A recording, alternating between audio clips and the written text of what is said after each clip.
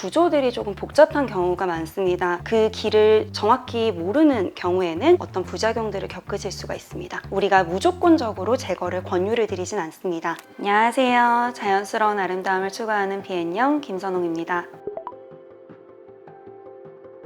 침샘은 일단은 우리 몸에 수천 개가 존재를 하는데, 크게 얘기하는 우리가 구조를 가진 침샘은 귀 밑에 있는 귀밑샘, 이하선이라고 하는 부분과 악하선, 설하선이 있습니다. 성형 쪽에서 얘기하는 침샘은 악하선을 이야기할 때가 많습니다.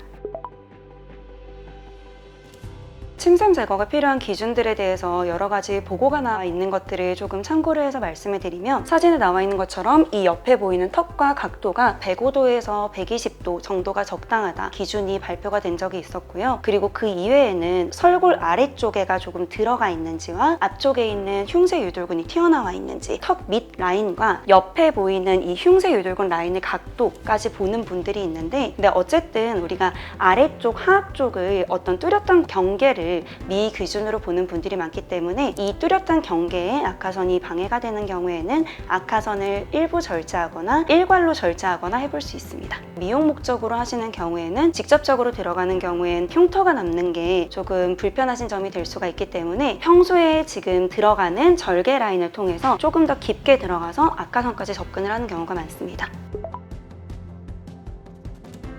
일단 비앤영 의원에선 가능하고요. 아무래도 이제 침샘은 주변으로 어떤 구조들이 조금 복잡한 경우가 많습니다. 그래서 해부학적 구조를 조금 잘 아시는 병원에서 하는 걸 추천을 드리는데요. 대표적으로 문제가 될 수 있는 거는, 우리가 침샘 자체가 침을 만드는 구조다 보니까 이제 침이 나오는 길이 존재를 하게 됩니다. 근데 그 길이 어디 있는지를 알고 잘 묶어줘야지 이제 침이 새지가 않는데, 그 길을 정확히 모르는 경우에는 우리가 이쪽에 침이 고여서 주변 구조를 거나 침이 고여서 그대로 머물러 있는 어떤 부작용들을 겪으실 수가 있습니다. 그리고 또 다른 한 가지로는, 안면에 있는 성형에서 중요한 부분 중에 하나는 안면신경이라고 많이들 얘기를 하시잖아요. 근데 그 안면신경 중에서 우리 입꼬리 쪽으로 가는 신경이 있습니다. 그 입꼬리 쪽으로 가는 신경이 악하선 주변으로 지나가기 때문에 잘 보고 조심해서 구조를 방리해서 수술을 해줘야 됩니다. 그렇지 않은 경우에는 그쪽으로 조금 열이 가해지거나 직접적인 손상을 입는 경우에는 입꼬리가 한쪽이 떨어지는 등의 부작용을 겪을 수가 있습니다.